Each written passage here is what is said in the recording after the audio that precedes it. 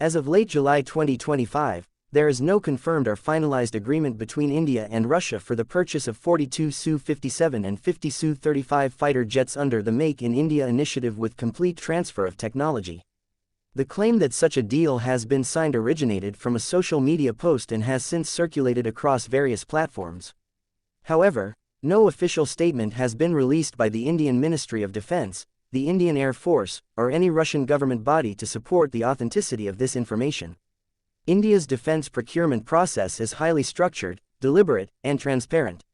Major deals, especially those involving advanced combat aircraft, are subjected to a multi-tiered decision-making process.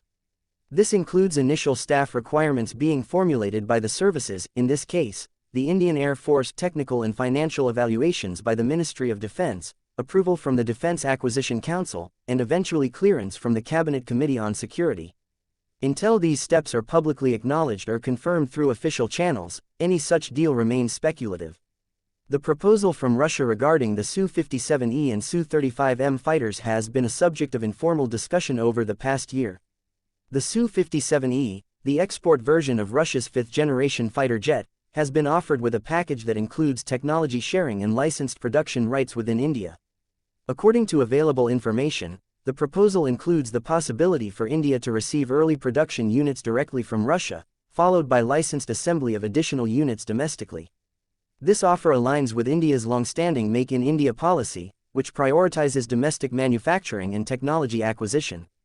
The Su-35M, which is also part of Russia's offer, has been presented as a transitional platform to help India maintain its air combat capability while it works toward building indigenous alternatives. Russian officials have emphasized the aircraft's compatibility with India's existing infrastructure and systems, which would make it easier for the Indian Air Force to integrate it into its fleet. However, despite the advantages presented in the offer, the Indian government has not moved forward with a formal agreement. On June 21, 2025, the Defense Secretary of India publicly stated that there are no active negotiations taking place for the Su-57 or any other fifth-generation fighter aircraft from foreign sources.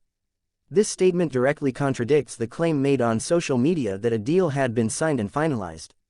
Additionally, there has been no movement in terms of issuing an acceptance of necessity or a request for proposal, both of which are necessary steps in India's defense procurement framework. Without these steps, a procurement deal of this magnitude cannot be considered legitimate or confirmed.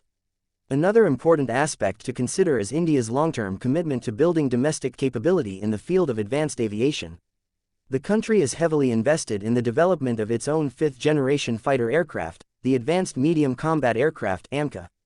This program is being led by India's Defence Research and Development Organisation (DRDO) and is intended to meet the Indian Air Force's requirements for a stealth-capable, multi-role combat aircraft. The AMCA is still in the development phase but represents India's strategic goal of achieving defence self-reliance and reducing dependence on foreign suppliers for advanced technology. In parallel to its domestic development efforts, India is also evaluating multiple foreign fighter aircraft under the Multi-Role Fighter Aircraft (MRFA) program.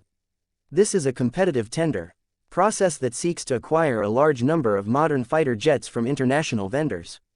The process includes detailed technical trials, offset requirements, price negotiations, and industrial partnership models. The MRFA process is ongoing and has not yet concluded with the selection of any specific platform. It is possible that Russia's Su-57E and Su-35M may be considered within this framework, but no decision has been made public so far. The numbers cited in the viral claim, 42 Su-57s and 50 Su-35s, do not correspond with any known figures from Indian defense acquisition documents or statements. They appear to be speculative and have not been mentioned in any press releases, parliamentary statements, or government reports. Typically, if India were to acquire such a large number of advanced fighters, the deal would be subject to intense media coverage, political scrutiny, and detailed reporting by defense analysts and think tanks. The absence of such coverage strongly suggests that the claim is not grounded in fact. India's defense strategy in recent years has been characterized by a careful balance between immediate operational needs and long-term indigenous development. While the country does consider offers from strategic partners, it does so with a view toward ensuring maximum benefit in terms of technology access, production rights, and future scalability. The Russian offer may appeal to India in certain areas, especially regarding manufacturing rights and localized production, but no part of this offer has moved beyond the informal discussion stage. The viral claim of a signed and finalized deal is misleading because it presents speculation as fact and gives the impression that a major international defense agreement has been quietly concluded without the usual formal steps or announcements. This does not reflect how India conducts its military procurement or engages with its international partners on high-value acquisitions. Until an official confirmation is issued by India's Ministry of Defense or its authorized agencies, the information should be regarded as unverified. There is no credible or verifiable evidence that India has signed a deal with Russia to procure 42 Su-57 and 50 Su-35 aircraft. The available facts indicate that discussions are at a very preliminary stage, no procurement procedures have been initiated, and no contracts have been signed. The claim circulating on social media is not accurate and should not be considered factual. India continues to assess its options and is likely to make decisions through its established defense procurement mechanisms, with transparency and national interest at the core of any future agreement.